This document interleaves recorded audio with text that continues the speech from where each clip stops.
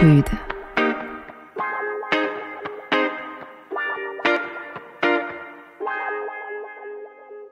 Prude, le podcast qui partage l'humeur sexuelle de son époque. Vous entendrez ici des témoignages spontanés, insolites, décomplexés, qui ouvrent l'esprit et donnent envie de se faire du bien ou apprendre à le faire. Car oui, le sexe est une source gratuite de bonheur qui est sûrement bien plus forte que la culture, la bouffe ou encore la drogue. Mettre en perspective nos questionnements de vie avec légèreté, partage et liberté, ça fait plaisir. Et c'est avec Prude. Prude.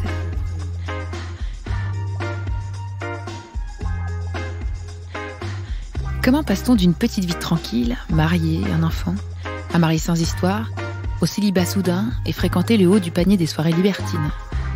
Virginie, mariée, disait sortir à reculons de sa chambre car elle ne voulait pas que son mari voie ses fesses. Quelques semaines plus tard, elle faisait l'amour devant 50 personnes. Comment s'est fait cette bascule?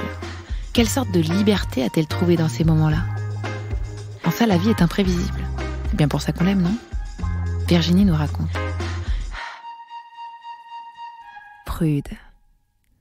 Je m'étais séparée, j'étais pas encore divorcée, et puis surtout je m'étais fait larguer pour une nana qui avait 30 ans de moins que moi à peu près, non 20 ans de moins que moi. Donc une super jeune nana, donc du coup l'histoire elle arrive à un moment où moi je suis pleine de doutes par rapport à mon corps, par rapport au fait que mon corps me fait peut-être défaut, je vais avoir 40 ans quand ça arrive, donc c'est pas la meilleure année, même si à ce moment-là j'étais pas du tout partie pour la vivre mal. Du coup c'est vrai qu'à ce moment-là je prends un peu cher. Et puis comme plein de gens, je me retrouve sur des applications parce c'est un peu comme compter les moutons. On se retrouve sur Tinder comme on lit Voici, de façon un peu coupable chez le coiffeur, et en se disant que tout le monde le fait, mais que personne se l'avoue. Et moi je suis allée là-dessus et voilà, c'était sympa pour s'endormir. Et au bout de quelques temps, et puis de 2-3 expériences un peu d'anamorphose quand tu as des grands rendez-vous ratés. Donc où le type arrive, il est plus gros, plus grand, plus vieux, moins chauve, enfin plus chauve pour le coup, cata. Et puis un soir, je tombe sur, on va dire, le Tinder surprise, le cadeau. Tu te dis, super, où le mec est beau, le mec me plaît en tout cas. Je sais pas s'il est beau, mais il me plaît. Et la conversation s'engage, donc c'est assez cool. Et puis au bout de quelques heures, quelques jours, il me propose de dîner. Donc super, et je le trouve très romantique, il me propose un dîner aux chandelles. Donc je dis génial. À ce moment-là, je pense vraiment qu'on se parle de la bougie. C'est ça qui est drôle. C'est que je pense vraiment que le mec est romantique. Donc je le rejoins dans un grand hôtel sur la place Vendôme. J'arrive, miracle, le mec, il y a pas d'anamorphose cette fois-ci. Le mec me plaît, il se lève, il a une gueule de lion, des mâchoires carrées, les cheveux poivre et sel, donc il coche toutes les cases. Et on boit un verre, et puis au bout d'un moment, il me dit, on y va, on va dîner. Ok, on va dîner. Mais jusque-là, je suis telle la biche sortant du bois, je me doute de rien. Et on arrive devant cette porte, et là, tu sens que ça commence à se corser. Et on arrive effectivement rue Thérèse. Prude. Juste avant cette histoire-là, j'étais pas encore divorcée. Je l'aimais passionnément, mais un peu comme un frère.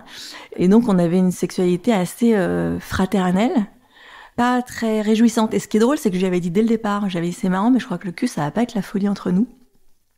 Et je crois que pendant presque 10 ans, j'ai rêvé de me faire déglinguer, sans l'avouer.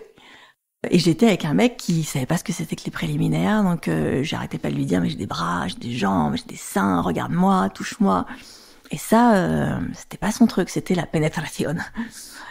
Avec lui, c'était pas très satisfaisant, et avec pas mal de masturbation en solo où on va se terminer dans la salle de bain quand même. Il y avait un manque. Il y avait un manque du regard, du désir en tout cas dans le regard de l'autre. Il y avait vraiment ce manque-là, de se dire, mais il me regarde pas, il s'en fout des sous-vêtements, ça lui est complètement égal. Je pourrais avoir pas de bras, pas de jambes, je pense qu'il s'en rendrait pas forcément compte, du moment qu'il y a un trou au milieu.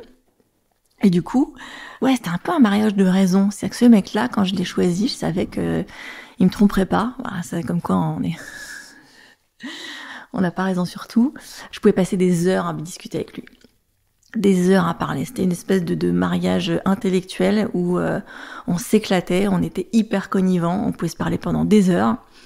Mais le cul, c'était pas ça. Et je crois que j'étais arrivée à ce constat de me dire que, ouais, dans la vie, comme nous disent nos mères, tu peux pas tout avoir. Et donc finalement, voilà, le mec, il est beau, il est gentil, il est brillant, il est hyper intéressant, il est drôle, il te fait marrer, il te fait un enfant, mais le cul, c'est pas ouf. Bon, et puis tu te dis que c'est pas grave, on va faire sans. Prude. J'allais dire, j'ai eu une espèce de phase de frénésie de cul, où il fallait que je me rassure, que je me dise que tout fonctionnait, que je fonctionnais, que j'étais désirable. J'ai essayé, justement sur Tinder, plein d'options, qui conviennent pas forcément d'ailleurs, pour arriver au vrai Tinder surprise, qui était, on va l'appeler François. Donc j'ai eu une petite phase de frénésie où j'ai fait un peu n'importe quoi. Où en gros tu recontactes tous tes ex, ou alors les mecs que t'as pas pu baiser pendant ton mariage alors que t'en avais très envie, y compris ton patron, tu les rappelles. Et tu te dis attends, je suis quand même con, je me suis privée, je me suis retenue, le mec m'avait embrassé à pleine bouche pendant une soirée d'agence. Et là tu te dis bah attends, je vais le rappeler. Bon bref, donc il y a eu une petite phase comme ça. Et puis jusqu'à ce qu'il y ait plus rien dans les paniers. Et donc là, je retourne sur Tinder et donc je tombe sur François. Et donc François m'emmène finalement, donc je me rends compte devant la porte. Hein. Là, je comprends. Je comprends que je suis aux chandelles. Je comprends que j'arrive dans un lieu de libertinage. Je comprends que je suis pas du tout prête.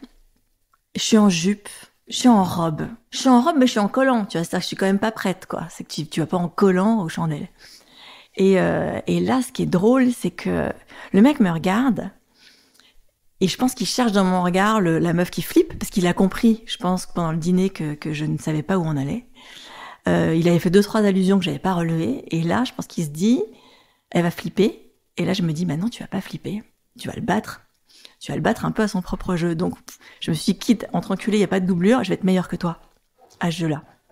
Et donc, on arrive et on va dîner. Donc déjà, c'est une soirée Eyes Wide Shut. Donc les soirées Eyes Wide Shut, c'est des soirées où tout le monde met un masque. Donc on met un masque. Donc c'est vrai que c'est déjà assez rassurant parce que t'arrives quand même, t'as une espèce de part d'anonymat qui est censé libérer évidemment le corps. Et c'est assez codé. C'est des endroits qui sont... Je me suis rendu compte que c'était des endroits qui étaient ultra respectueux des femmes, qui étaient très codés. Il y a une espèce d'étiquette comme ça que les gens respectent. Et donc on dîne, et les gens te regardent, les gens te font des sourires, et c'est quand même assez excitant. Quand tu sais que le mec qui est en face de toi, derrière son masque, est quand même très excitant. Et à ce moment-là, on s'est toujours pas embrassé. Prude. On dîne, je sais déjà qu'on va baiser, on s'est pas encore embrassé, je ne sais pas comment ça va se passer. Donc on dîne même si j'ai absolument pas faim, parce que je suis très curieuse, parce que tu vois, t'es au restaurant et tu vois les gens qui descendent plus bas. Puis on se lève, il me propose de faire un tour, et là quand même il me prend dans ses bras et il m'embrasse. Donc on rompt la glace, juste avant de baiser, ça tombe bien, avec 50 personnes. Et on descend, et l'endroit est dingue, effectivement, parce que encore une fois, c'est assez codé. Personne te touche si tu veux pas. En tout cas, les gens mettent la main sur ta hanche, ce qui me rassure. Et puis si tu poses la main en disant merci, la main s'en va, elle disparaît, on va dire, dans la nuit. Et puis là, ce soir-là, mais je pense que j'étais possédée. En tout cas, je voulais lui montrer que j'avais pas peur. J'ai mangé des seins, j'ai mis mes doigts dans des culottes, j'ai mis mes doigts dans des chattes. J'ai baisé devant 50 personnes. J'ai pas baisé avec 50 personnes, parce qu'il y a plusieurs courants, en vrai, dans le libertinage. Donc il y a donc l'échangisme, où on change de partenaire, il y a le mélangisme, où on baise à 50, et puis il y a le candelerisme, où on aime regarder, où on aime être regardé. Et lui, il était dans le camp des gens qui ont besoin de baiser devant 50 personnes. Et donc ce soir-là, j'ai fait n'importe quoi, je lui ai prouvé ma valeur, à tel point qu'il me disait « Mais t'es qui ? Mais t'es qui ?» Et c'est un mec assez important, on va dire, dans son milieu, et il m'a dit après coup qu'il avait cru que j'avais été envoyée par je ne sais quelle entité, on va dire, pour le démasquer, pour le faire chanter, pour je ne sais quoi. Pas du tout. Et donc voilà, on a bu du champagne et baisé toute la nuit, on a dormi dans son hôtel, sauf que le mec, en fait, il baisse pas quand il est pas dans ce genre d'endroit. Donc c'est assez bizarre. Je sais toujours pas à ce moment-là qui il est. Je connais juste son prénom, François. Et je me réveille le matin, il m'a laissé dans sa chambre, puis je vois en allumant la télé qui il est. Parce que la télé est à son nom, il y a un nom qui s'inscrit comme dans certains hôtels, et ça dit François Duchemol. vous êtes dans votre chambre. Bah là, je me demande si on va se revoir. Et effectivement, et on se revoit, et on s'est beaucoup revus. Et on s'est revus, en fait, que dans ces conditions-là. C'est que je me suis rendu compte qu'ils pouvaient baiser que devant 50 personnes. Quand même, même si j'ai fait l'amour avec pas mal de garçons, je crois quand même que j'avais une sexualité un peu doigt blanche, avec une famille très catholique, avec une mère hyper prude, qui, par exemple, elle regarde un documentaire animalier, il y a 2 petits oiseaux qui sont en train de s'envoyer en l'air, et elle dit « Mais mon Dieu, qu'est-ce qui lui fait ce gros dégueulasse ?» Donc, je pense que j'ai un rapport quand même, en tout cas j'avais un rapport à la sexualité qui était plein de culpabilité, un rapport à mon corps où moi je suis toujours sortie de la pièce à reculons, c'est-à-dire jamais un mec m'a vu de dos en sortant de la pièce parce que j'ai l'impression que mon cul était affreux. Et t'arrives dans cet endroit-là, et dans cet endroit-là, ton corps est libre, ton corps est désirable, les gens ont envie de le toucher, les gens ont envie de le regarder, les gens sont beaux. Et bizarrement, les gens, quand ils sont nus, ils sont sur un pied d'égalité. Donc, il y a plus d'étiquette, il y a plus de costume, il y a plus combien tu gagnes, si t'es millionnaire, hein, si t'es pauvre. Il y a que de vouloir donner du plaisir à l'autre. Et je me suis sentie vachement bien. Je me suis sentie vraiment bien. Je me suis sentie, libérée, quoi. J'avais pas l'impression, pour une fois, qu'il y avait ma mère dans un coin de la pièce. Elle aurait pas pu rester dans ce genre d'endroit. Il n'y avait pas ma mère dans un coin de la pièce en train de me regarder comme elle le fait d'habitude. Là, non, je sais pas, c'est des bulles. C'est des endroits qui sont des bulles. Tu vois, on a cette sensation quand on sort du cinéma. C'est quand tu sors du cinéma où finalement c'est la nuit, où c'est très bizarre, où c'est en pleine journée alors qu'on justement t'as regardé un film t'étais dans la pénombre. Et là, moi je me souviens, j'allais déjeuner avec lui, on s'envoyait en l'air à l'heure du déjeuner, dans des contextes libertins, dans cet endroit-là, ou d'autres. Et tu sors de là, il est 14h, complètement en vrac de sexe, tu sors dans la rue, t'es complètement estourbi de cul, et personne ne peut s'en rendre compte, et tu reviens un peu au jour, dans un endroit où tu t'es senti finalement super protégé. J'aimais bien cette sensation. Après, c'est une sensation qui dure un temps, parce que le sexe, ça peut pas toujours se faire devant 50 personnes. Et moi, je pense que je tombais amoureuse de lui, parce que le gars est brillant, parce qu'il est captivant, parce qu'il m'a mis dans des situations pas possibles, où il me demandait de venir déjeuner avec lui. En fait, je me retrouvais sur un plateau de radio, où il m'inventait des métiers, donc il fallait que je dise, il disait, moi aujourd'hui, je vous présente ma directrice de la communication. Je savais pas du tout ce que je faisais là. Donc c'était très bizarre. Et il fallait que je prenne la parole. Et en fait, il me mettait que des défis, donc il m'a challengée à tous les niveaux. Il m'a challengé sur le cul, il m'a challengé sur l'intellectuel. Je me suis retrouvée à dîner avec des hommes politiques, je me suis retrouvée à parler russe parce qu'il le fallait. Donc lui, il hallucinait. C'était comme un peu, il y a un peu ce film, tu sais, genre d'enfants où ils n'arrêtent pas de se mettre des défis et c'est à qui gagnera. Et c'était un peu ça. C'était à qui va gagner finalement la bataille de la win, que ce soit intellectuellement ou que ce soit sexuellement. Donc ce qui est génial quand t'as les deux. Et là, j'avais les deux. Je me sentais super vivante. Prude. Il y a eu un moment où il m'a proposé de le rejoindre au Festival de Cannes et on se retrouve et rien n'est jamais normal avec François. Donc tout est un peu dingue, c'est que s'il te propose de le rejoindre au Festival de Cannes, il te propose de le faire en hélicoptère. Si tu le rejoins, c'est un dîner avec que des gens du cinéma. Sauf que s'il te propose de dîner, en fait il a réussi à trouver un endroit là-bas où il y avait quand même, c'était quand même libertin. Donc même là-bas, là où je me disais ça va être un truc un peu cool, un peu en amoureux, même si c'est un peu show-off, non, même là, il avait réussi à trouver au cul du loup, dans la campagne, à côté de Cannes, un club, quoi. Le deal, c'était, je lui avais dit, tu ne m'échanges pas. Donc il m'échangeait pas. Lui, il avait le droit de faire ce qu'il voulait, mais il avait pas le droit de mettre sa queue dans une autre. Il restait bouffer des chattes. Ce qui est quand même pas mal. Et parfois, il me le disait, on rentrait le soir, il me disait, non mais d'accord, donc super. Donc du coup, j'ai passé ma soirée à bouffer des chattes. S'il en avait vraiment eu envie, il aurait pu le faire. Mais ouais, il lui restait ça, il plotait des nichons et touchait des culs. Il reste beaucoup de choses quand on s'en parlait, quand on enlève la pénétration, il reste encore, le sexe, c'est pas que la pénétration, Dieu merci. C'est aussi regarder, c'est être caressé, c'est être désiré, c'est pas que être possédé ou posséder l'autre. Prude. C'était, je crois, une relation assez exclusive, ouais. Il y avait que moi à ce moment-là, ouais. Ouais, parce qu'on avait fini par faire les tests, etc. Donc on baisait ensemble Ouais, c'était exclusif. En tout cas, je me plais à le croire. Et je croyais que je le rejoignais, mais en fait, je le rejoignais, il était avec 10 personnes, c'était des hommes d'affaires, c'était des hommes politiques, c'était des gens du showbiz, ça pouvait être des gens très différents. Et à chaque fois, il me challengeait sur ma capacité à m'adapter. Ah ouais, j'adorais ça. J'ai jamais eu peur. J'ai jamais eu peur parce que c'est un personnage quand même bizarre, étrange, hein. Mais il était hyper bienveillant. En fait, il me protégeait, je me sentais ultra protégée. J'étais dans les pattes du lion. Il y a eu un peu la fois justement où tu tombes amoureux, tu te rends compte que tu tombes amoureux, tu te rends compte que tu as de plus en plus quand même envie de temps en temps de pouvoir faire l'amour dans un lit.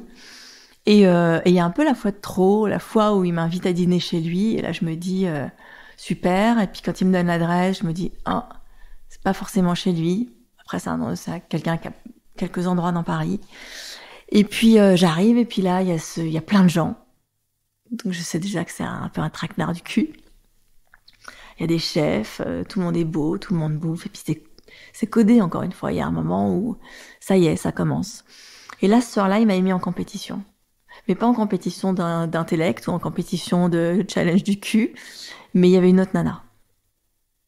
Et je voyais la façon dont elle le regardait. Et ce soir-là, ça a été compliqué. C'était compliqué. C'est qu'il a fallu... il l'a baisé sous mes yeux. Donc c'était dur. Et après, elle attendait, elle se disait que j'allais partir. Et puis après, c'est un jeu de... Encore une fois, c'est un jeu de lionne, pour le coup, où je me suis mise à poil, je suis rentrée dans la salle de bain, et je me suis mise à poil, je suis rentrée dans la salle de bain, et puis j'ai pris mon bain, et j'ai attendu qu'elle parte. Et elle est partie. Et puis quand on s'est réveillé le matin, je savais que c'était la dernière fois que je le voyais. Je pense qu'il m'avait challengé trop et que c'est le moment où j'ai décidé de me battre en retraite, quoi. Il était allé trop loin, quoi. Ça, je pouvais pas. Ça, c'était trop. Je sais pas si c'est quelqu'un qui peut aimer dans la durée. Je pense qu'il y a un moment où quand t'as un peu rempli tous les défis, il faut qu'il trouve quelqu'un d'autre. Il y a ce côté un peu Pygmalion. Et il faut qu'il trouve quelqu'un d'autre à chaperonner, quoi. Prude. On se dit au revoir. Moi, je sais que je voudrais plus le revoir. Je me dis, il va falloir que tu résistes, ma fille. Faut pas que tu cèdes. Et il m'a proposé de le revoir. Et puis, je lui ai dit, écoute, là, je vais en rester là. Je vais en rester là parce que j'ai besoin de plus. Et on en est resté là. On s'est toujours écrit, quand même. Et on s'est revus 1 an, 2 ans. Et puis c'est reparti. C'est reparti évidemment de plus belle. Et ce qui est étrange, c'est qu'après, tu te dis, moi, je rêverais de rencontrer quelqu'un et de pouvoir l'emmener là-bas. Et j'aurais peur du jugement qu'on pourrait porter sur moi. Tu vois, bizarrement. J'ai porté aucun jugement sur François quand il m'a emmené là-bas. Je me suis pas dit, ce mec est bizarre, ce mec est chelou, ce mec est tordu, je sais pas, parce que c'était le bon moment pour moi d'y aller et que j'étais ouverte à l'expérience. Et que peut-être si je l'avais pas été, il me l'aurait même pas proposé. Mais j'aimerais bien emmener quelqu'un là-bas, pas sans avoir aucune volonté de l'instruire, j'ai rien à apprendre à personne. Mais j'aurais peur de passer pour une salope. Non, mais tu vois, il y a encore mon petit fond de culpa qui fait que je me dis qu'on n'a pas autant droit à se rouler dans le stupre que quoi. Il faut peut-être réussir à un moment à avouer qui on est, surtout quand on baise. Je pense que j'aurais pu sauver mon mariage en emmenant mon mec aux chandelles. Prude. Je pense que tu peux faire durer les choses. D'ailleurs, c'était l'intention de l'ex de François. Qui n'est pas arrivé à son but, non. Je pense qu'elle a cru qu'elle pourrait le garder, et en fait, elle a ouvert la boîte de Pandore. Et après, c'est vrai qu'un des trucs qui était quand même super kiffant, c'est moi qui aime bien quand même la lingerie, et mon ex-mari qui détestait ça. Qui détestait pas ça, mais j'aurais pu avoir une culotte de règle, il m'aurait baisé quand même. C'est que là, t'es obligé de faire un petit peu d'effort, voire beaucoup d'efforts, sur les vêtements, sur les sous-vêtements. Du coup, c'est guêpière, c'est porte-jartel, moi c'était mon fantasme, tu vois, de baiser en porte-jartel et en talons aiguilles. Puis là, c'est pas le genre d'endroit où tu circules en chaussettes, tu vois, donc tu peux garder tes talons aiguilles sur un plumard pour baiser, c'est quand même vachement bon. Je me suis fait un peu peur, et je n'ai jamais regretté. Tu vois, autant tu rentres de soirée, bourré, t'as couché avec un mec, t'es dégoûté, tu t'en veux. Mais là, c'est pas un endroit où tu baises défoncé. Tu dînes, tu bois ta petite coupe de champagne, tout le monde fait l'amour ou tout le monde baise, on va dire, de façon quasiment sobre. Donc c'est pas une espèce de lieu de perdition où tu fais n'importe quoi, où tout le monde est bourré. C'est quand même très bien élevé. C'est con, mais tout le monde est là pour prendre du plaisir. Donc il n'y a pas d'histoire de le relou qui... Des relous, il n'y en a pas vraiment. Ouais, il y a quelqu'un qui va te solliciter, tu vas pas en avoir envie. Libre à toi de consentir ou de refuser. Mais du coup, à partir de là, c'est vrai que ça t'ouvre plein de possibilités. Je n'ai pas tout exploré, j'ai pas couché avec une femme. J'ai touché beaucoup de femmes, j'y ai pris d'ailleurs beaucoup de plaisir. J'ai embrassé des seins, j'ai embrassé des corps, j'ai embrassé des bouches. Les bouches des femmes, c'est quand même fou, c'est beaucoup trop doux pour moi, mais c'est quand même très agréable d'embrasser une femme. Puis de comprendre ce que c'est aussi pour un mec que d'embrasser une femme. On embrassait beaucoup, d'ailleurs on n'avait pas le droit de coucher avec quelqu'un d'autre, mais on embrassait énormément de gens. Il m'a posé la question, il m'a demandé. Il était très respectueux, c'est qu'il me demandait qu'est-ce qui te gêne, qu'est-ce qui te gêne pas, qu'est-ce que tu veux pas. Et c'est vrai que très vite, je lui avais dit, j'ai pas envie de te voir coucher avec une autre femme, pénétrer une autre femme. Tu peux la doigter, tu peux lui bouffer la chatte si tu veux, mais j'ai pas envie. Ta queue, elle est à moi. C'était la règle. Jusqu'à la dernière fois, mais c'était la règle. Il avait enfreint la règle. C'est peut-être pour ça qu'il l'a fait d'ailleurs. Prude. Ça a changé que je sors plus de dos de la chambre. Donc à moi qui sortais à reculons, je sors plus de dos.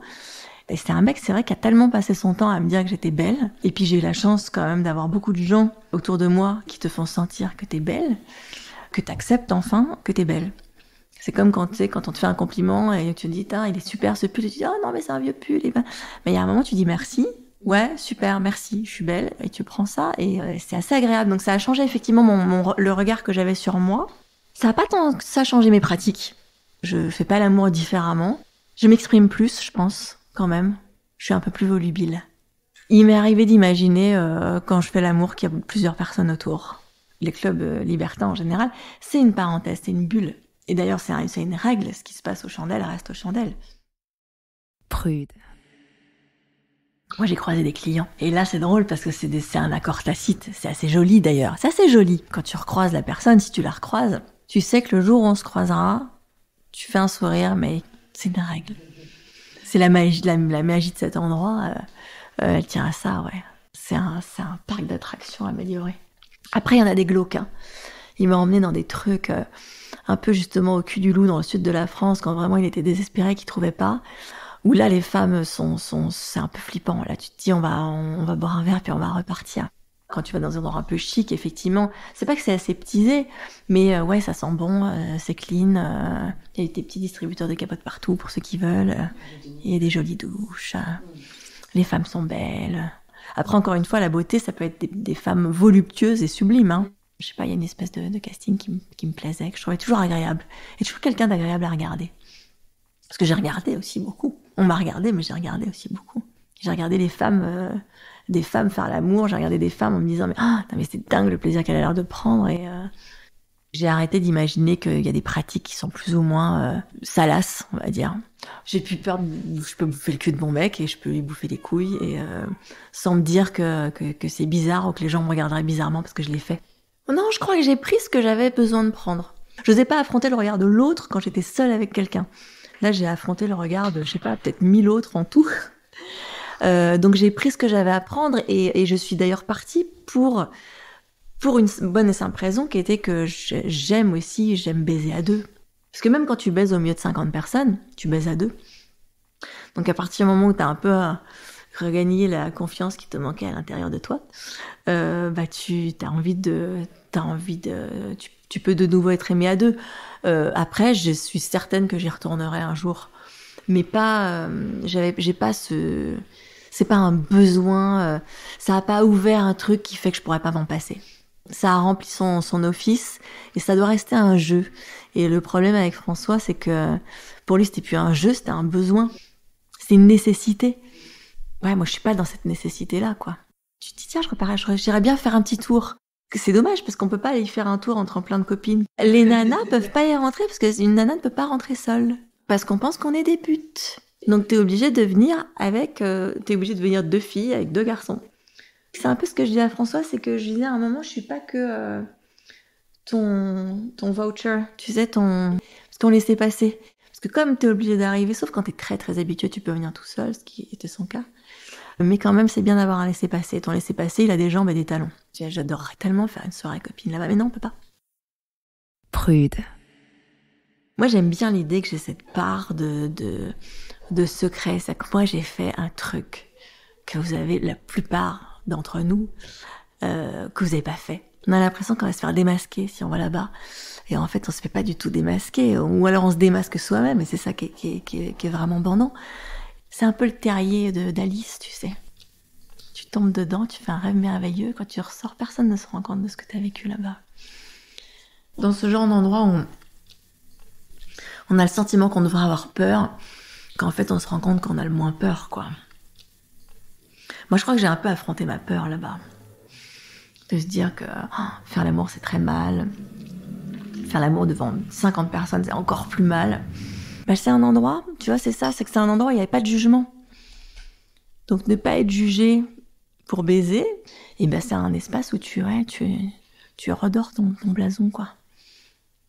Et où tu vois que les gens, tu te dis, mais tous les gens qui sont autour de moi n'ont pas l'air coupables d'être en train de faire l'amour ensemble. Donc pourquoi serais-je coupable de quoi que ce soit, finalement? Parce qu'à part dans ce genre d'endroit, tu vois pas les gens baiser. Tu vois, c'est le seul endroit où tu peux voir des gens, en vrai, hein, pas dans des films, en réalité, en train de faire l'amour. Et ces gens-là qui font l'amour devant toi n'ont pas l'air coupables. Enfin, ils ont l'air beaucoup moins coupables, en tout cas, que moi, quand j'imagine la gueule que j'avais quand je faisais l'amour. Tu sais, à ce moment-là, t'as deux voies qui s'ouvrent. Tu peux décider de pas y aller, et puis de rester dans ta petite vie, et de continuer à sortir à reculant de la chambre parce que tu veux pas que ton mec voie ton cul. Ou tu peux choisir l'autoroute et décider d'essayer quelque chose de différent qui va un peu te secouer et te faire changer la vision que t'as de toi. Et là-dessus, je regrette pas d'avoir pris cette grande route-là. L'autoroute du cul. Merci d'avoir écouté Prude. Si vous avez des histoires insolites, inavouables, des confidences à nous faire partager, écrivez-nous sur prudelepodcast@gmail.com et suivez-nous sur Instagram, Prude le podcast. Si vous écoutez cette conclusion, c'est que vous avez aimé cet épisode. Le meilleur moyen est de mettre 5 étoiles sur iTunes, de vous abonner et de laisser un commentaire.